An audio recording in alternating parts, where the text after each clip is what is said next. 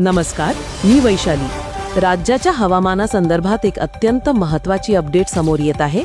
आज 14 मे 2026 रोजी सकाळी 9:30 वाजेपर्यंतच्या स्थितीनुसार राज्यात एका बाजूला भीषण उष्णतेची लाट तर दुसऱ्या बाजूला मान्सून पूर्व पावसाचे सावट पाहायला मिळत आहे। हवामान अभ्यासकांच्या अंदाजानुसार बंगालच्या उपसागरातील कमी दाबाचे क्षेत्र अद्यापही सक्रिय असून अंदमान निकोबार बेटांच्या परिसरात मान्सूनसाठी अनुकूल वारे पोहोचू लागले आहेत। येत्या 16 मे 2026च्या आसपास अंदमानात मान्सून दाखल झाल्याची अधिकृत घोषणा हवामान विभाग करण्याची शक्यता आहे। राज्यात सध्या उत्तर आणि उत्तर पश्चिम दिशेकडून येणाऱ्या कोरड्या आणि उष्ण वाऱ्यांमुळे तापमानाचा पारा वाढला आहे। धुळे, नंदुरबार, जळगाव, अकोला, अमरावती, वर्धा, नागपूर आणि चंद्रपूर या जिल्ह्यांमध्ये तापमान 43 ते 45 अंश सेल्सिअसच्या दरम्यान राहील। विशेषतः जळगाव, अकोला, अमरावती आणि वर्धा या भागात पारा 45 अंशांच्या पुढे जाण्याची शक्यता असल्याने तिथे उष्णतेची तीव्र लाट जाणवेल।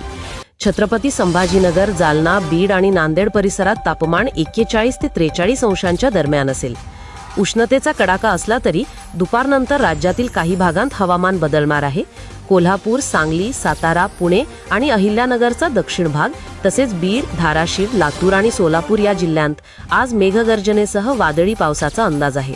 हा पाऊस सार्वत्रिक नसला तरी काही ठिकाणी जोरदार वादळी वारे वाहतील। तसेच परभणी, हिंगोली, नांदेड आणि विदर्भातील अकोला, अमरावती, वर्धा, नागपूर, यवतमाळ आणि चंद्रपूर या पट्ट्यातही एका दुसऱ्या ठिकाणी पावसाची शक्यता वर्तवण्यात आली आहे।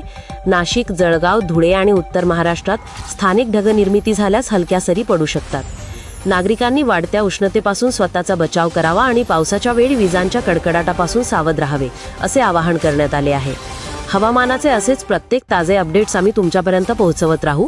मी वैशाली आणि आमची संपूर्ण टीम तुमच्यासाठी अशाच महत्त्वाच्या बातम्या घेऊन येत राहू। धन्यवाद।